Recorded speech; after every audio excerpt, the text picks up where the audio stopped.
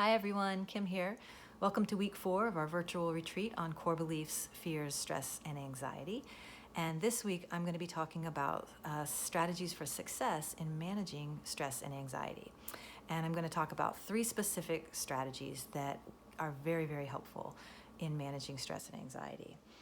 So before I get into the strategies, I just want to mention that, irrational fear and unresolved anxiety, which are 2 things we've been talking about in the first 3 weeks of the retreat,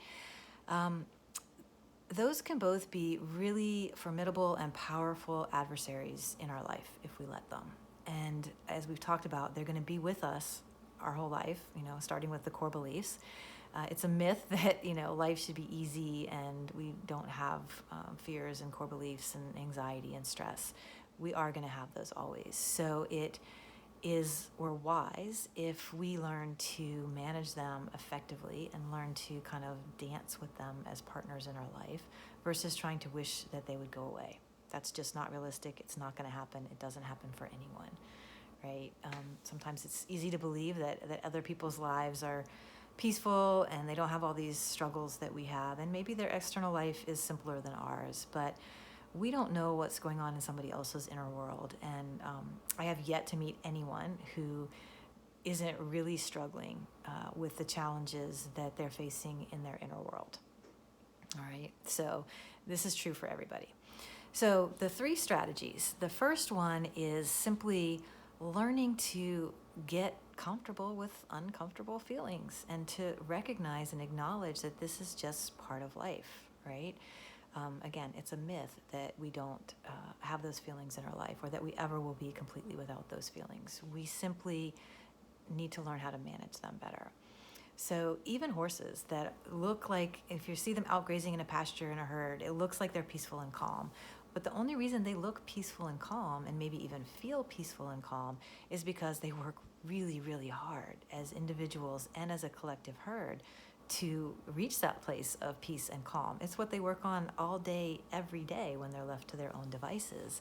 And unfortunately, we spend most of our focus trying to, fix things in the external world versus focusing on the inner world within us and our interpersonal relationships and how that's all interconnected, which is what we should be working on. That should be our job in life, just like it is for horses and other animals. But we've kind of got it backwards in that way. So first strategy is simply getting comfortable with the fact that we're going to feel uncomfortable a lot of the time and that we need to get better at navigating it and not trying to wish it away. So the second strategy is taking productive action to manage and mitigate our stress and anxiety and to move through it, right? And that is because we're going to continue to have stressful and challenging situations and even crises in our life, sometimes on a daily basis, right? So we need effective strategies for managing and mitigating that stress.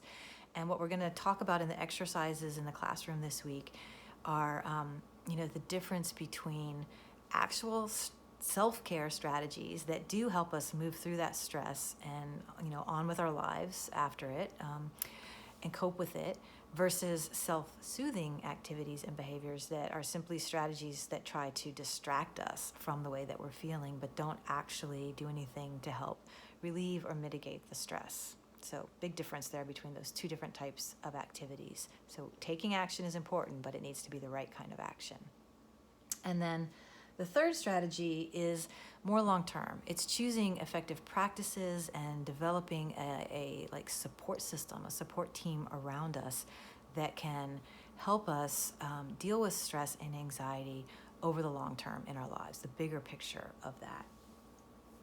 Because, again, they're not probably going to be going away. So we need to have everything in place in our life, and this might be things like meditation, exercise. We're going to get into a whole bunch of options of what it might be, some of the support strategies and systems, and then the people, we've talked about this, are herd, right?